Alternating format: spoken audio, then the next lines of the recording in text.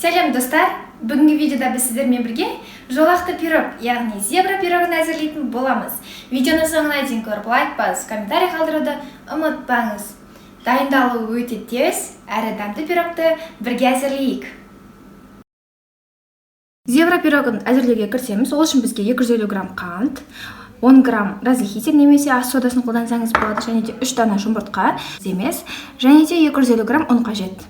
Ұнымызға разрыхитель саламыз, араластырамыз. Таза ыдысымызға 3 дана жұмыртқамызды салып аламыз.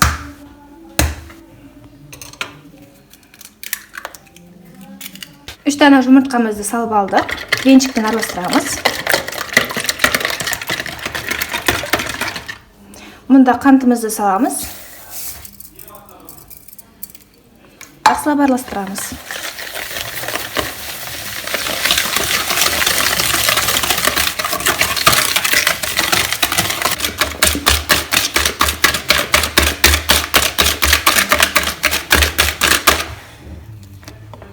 Енді мұнда біз қаймағымызды саламыз.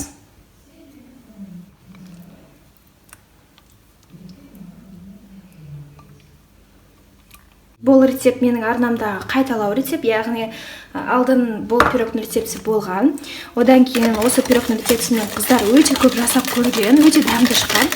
Одан кейін маған инстаграмға көптеген қыздар сол видеоны қайтадан салыңызшы деп сұрағаннан қайталап түсіріп жатырмын. Енді сармай саламыз. Сармай менің қаттырақ, қарасаңыздар мінекей. Әлі өте жұмсақ түрге енген жоқ, сондықтан аздап ертіп алам. Мінекей сармайымыз еріді. Енді осыны саламыз. Сармай қатты ыстық болмау керек. Жылы немесе салқын болу керек. Сондықтан өте қатты ертпейміз, яғни ыстық қылдырып аздап қана ертеміз. Мінекей біздің тестамыз дайын болып қалды. Енді ұн салып отырып араластырамыз. Ұнға разрыхитель араластырған болатынбыз. Енді толыққанда осыны араластырып шығамыз.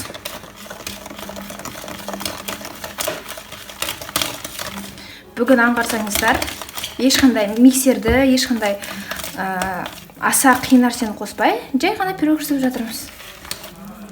Сондықтан үйде қайталап жасап көріңіздер. Өте дәмді шығады.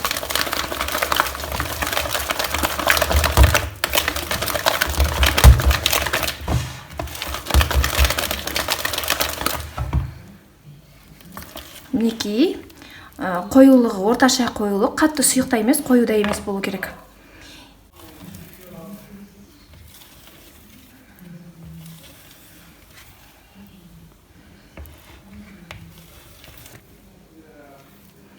Мінекей біздің қамырымыз дайын.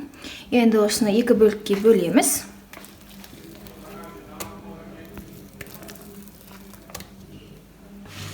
Екі бөлікке бөліп алдық. Мына бізде екінші бөлігі.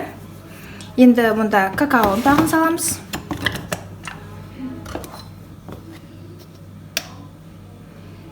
«25 грамм» деген 2 осындай шай қасық болады. Егер какаоңыздың түсі қанық болса, одан аз қоссаңыздар да болады. Және де енді бұл құрғақ смес болғандықтан біздің екінші қамырымыз қатты қою болып кетуі мүмкін. Сондықтан аздап қана, прям кішкентай ғана, стаканның түбінде ғана сүт құямыз. Шай қасықпен есептегенде 2-3 шай қасық сүт құямыз. Енді осыны бір келкеліп араластырып аламыз. Бұл біздің шоколадный бисквитіміз болады.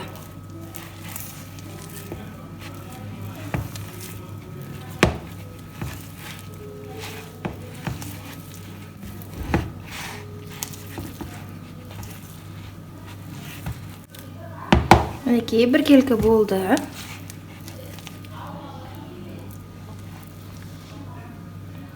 Енді жолақты пирогымызды табамызға салып пісіретін боламыз. 24 диаметрде пісіретін боламыз. Астын фольгамен қаптап алдым. Және айналасына аздап май жағып шығамын. Сұйық майды кәдімгідей айналасына бетіп жағып шығамын. Бұл тез алыну үшін жағып жатырмын. Кәдімгідей торт пісіретін формаларға, немесе силиконовый формаға салып ешқандай қиындықсыз пісіре берсеңіздер болады. Силиконовый формаға тіпті май жағудың да қажеті болмайды, темір болғандықтан айналасына жағып қойып жатырмын. Енді кезектестіріп ақ және қара бисквитімізді салып отырамыз. Қара бисквитімізді, яғни шоколадный бисквитімізді саламыз. Үстіне ақ бисквитімізді саламыз.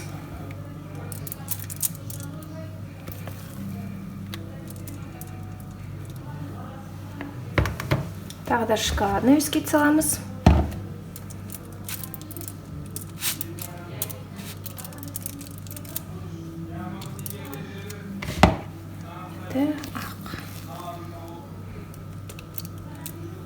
Қамырымызды салып алдық, енді узор жасайтын боламыз.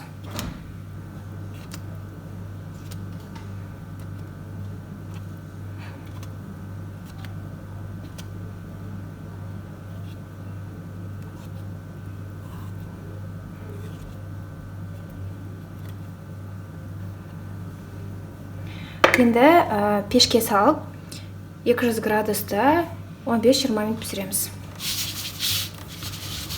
Пешіміз алдын ала қыздырылған болу керек. Кішкене бір-екі рет жерге ұрып аламыз, себебі мына жағында қамыр аз болып қалып, мына жағында көбірек болып қалды, сол үшін бір-екі рет жерге ұрып алсақ бір қалыпқа келеді.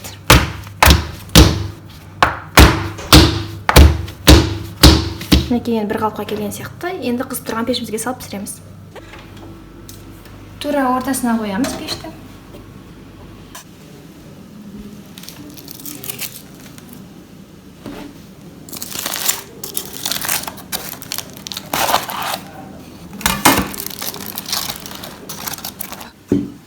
Енді зебра пирогты осылай қалдырсаңыз болады, немесе үстіне сахарный пудра, какао сепсеңіз болады, немесе шоколад құйсаңыз болады. Біз сахарный пудра саламыз.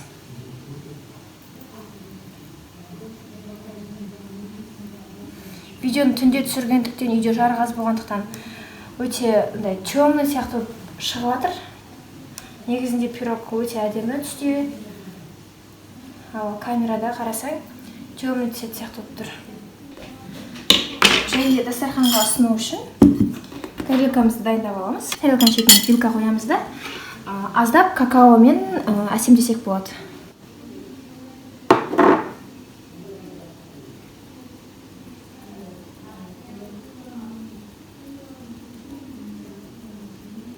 Енді шанышқыны көтереміз. Бисмиллах.